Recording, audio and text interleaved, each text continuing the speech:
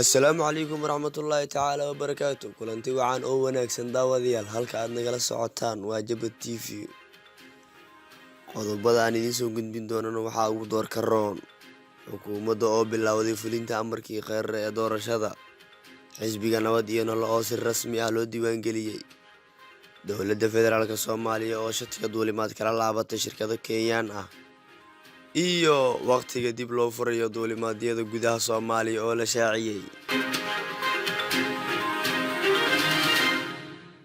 Xukuumadda Soomaaliya ayaa war ka soo saartay shirka guddi hoosaadka tubta siyaasadda loo dhan yahay, kaas oo diiradda lagu saaray sidii loo fulin lahaa amarkii ra'iisul wasaaraha ee ahaa in xukuumadda ay bilaabayso hirgelinta doorashada dalka, taas oo ku dhacda waqtigeeda. Ra'iisul wasaare Xasan Cali Kheyre ayaa furay shirka guddi hoosaadka tubta siyaasadda loo dhan yahay, waxaana gudoomiyey ra'iisul wasaare ku-xigeenka dalka Mahdi Maxamed Guuleed. Gudoomiyaha guddiga madaxa bannaan ee doorashooyinka qaranka Xalime Ismaaciil Xalime Yari oo ka qayb gashay shirkaas ayaa sheegtay in guddigeedu diyaariyey tallaabooyinka farsamo ee laga sugayay si loo hirgeliyo doorashada dalka la filayo inay ka bilaabato dabayaaqada sanadkan. Kulanka ayaa looga dooday baahida degdega ah ee loo qabo wada tashi oo loo dhan yahay oo ay yeeshaan dowladda federaalka iyo dhammaan dowlad goboleedyada si loo hirgeliyo doorasho loo dhan yahay oo xilligeeda qabsoonta. Xubnaha guddiga ayaa si wadajir ah hoosta uga xariiqay muhiimadda ay leedahay in la helo heshiis siyaasadeed oo gogosha u xaaran in loo gudbo arrimaha farsamo ee doorashooyinka, kadib loo soo bandhigo qorshe cad oo waqtiyeysan. Wasaaradda Amniga iyo Maaliyadda iyo Arrimaha Gudaha ayaa iyaguna soo bandhigay qorshaha ugu aadan doorashooyinka dalka.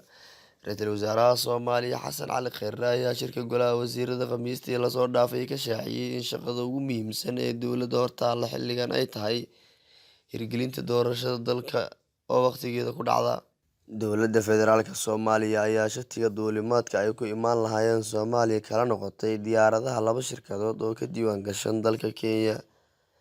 Dowladda Soomaaliya ayaa ku eedeysay mid ka mid ah labada shirkadood ee lagu magacaabo Bof Air Service inay diyaarad ay leedahay ay si sharci darro ah qaad u soo gelisay Soomaaliya iyo inay ku soo xadgudubtay xayiraaddii ay soo rogtay dowladda Soomaaliya ee dhinaca duulimaadka cudurka COVID-19 awgii, sida ay sheegeen ilo lagu kalsoon yahay.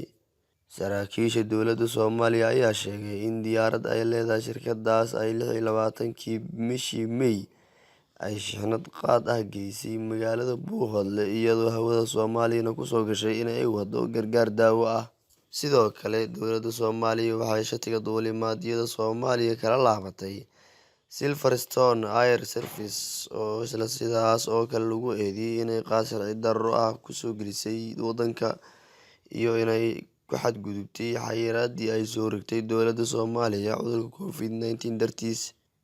Ilawareedku waxay intaasi ku dareen in diyaaradda ay leedahay shirkaddaas 31-kii May ka degtay magaalada Jowhar oo ay geysay shixnad qaad ah iyadoo hawada Soomaaliya ku soo gashay in ay sido daawo. Dowladda Kenya iyo shirkadaha la mamnuucay ayaa weli ka hadlin tallaabadan ay qaaday dowladda Soomaaliya. Dowladda Soomaaliya ayaa 29-kii bishii Maaj waxa ay si ku-meel gaar ah u joojisay duulimaadyada dalka gudihiisa ah si loo xakameeyo faafitaanka cudurka coronavirus, xilligaas oo kiisaskii ugu horreeyay ee coronavirus ah laga helay Soomaaliya.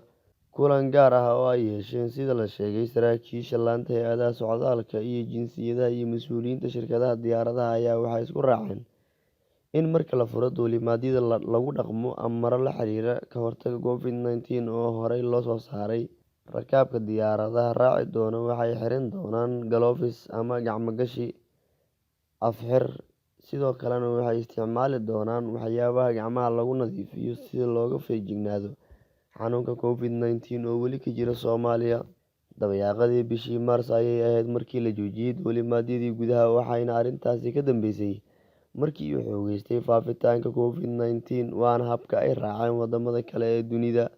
Dhammaan xafiisyadii duulimaadyada ee ka shaqeynayay magaalada Muqdisho iyo gudaha dalka ayaa albaabada loo laabay maadaama aysan jirin wax shaqo ah oo ay qabanayaan, balse markan ay dib u furi doonaan muddo kadib.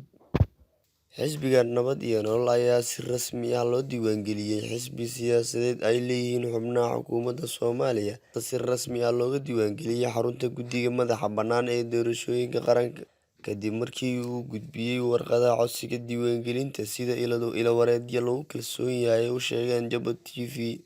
Xisbigan ayaa la filayaa inuu qaato magaca Nabad iyo Nolol, oo ah kan ay ku caan-baxday xukuumadda markii uu talada qabtay Maxamed Cabdilaahi Farmaajo, waxaana guddoomiye ku-meel gaar ah looga dhigay Ra'iisul Wasaare Ku-xigeenka dalka Mahdi Maxamed Guuleed Qadar. Sida aan xogta ku helnay, xukuumadda ayaa gudbisay shuruudihii looga baahnaa ee diiwaangelinta xisbiga, waxaana lagu wadaa in guddiga doorashooyinka uu maalmaha soo socda guddoonsiin doono shahaadada ku-meel gaarka ah.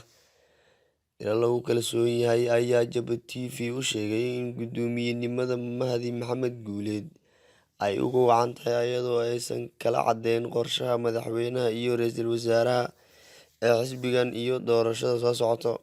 Ilo-wareedyo ku dhow Kheyre ayaa si kastaba sheegay in xisbiga uu wato madaxweynaha, xilka guddoomiyenimada uu sii hayn doono Mahdi inta ay ka soo dhowaanayaan doorashooyinka, waxayna diideen inay macneeyaan hadalkaas iyo wax faahfaahin intaas dheer. Ra'iisul Wasaare Kheyre ayaa muddo lagu xamanayay inuu doonayo inuu isku soo sharaxo madaxweyne, inkasta oo warkaas ay qaboobeen bilihii dhowaa una eg tahay inuusan sidaas samayn doonin. Diiwaangelinta xisbiga cusub ayaa imaaneysa iyadoo ay toddobaadyadii dhowaa xukuumadda lagu eedeynayay in sababta aysan weli xisbi u samaysan ay tahay inay dooneyso muddo kororsi iyo inaysan doorasho dalka ka qaban.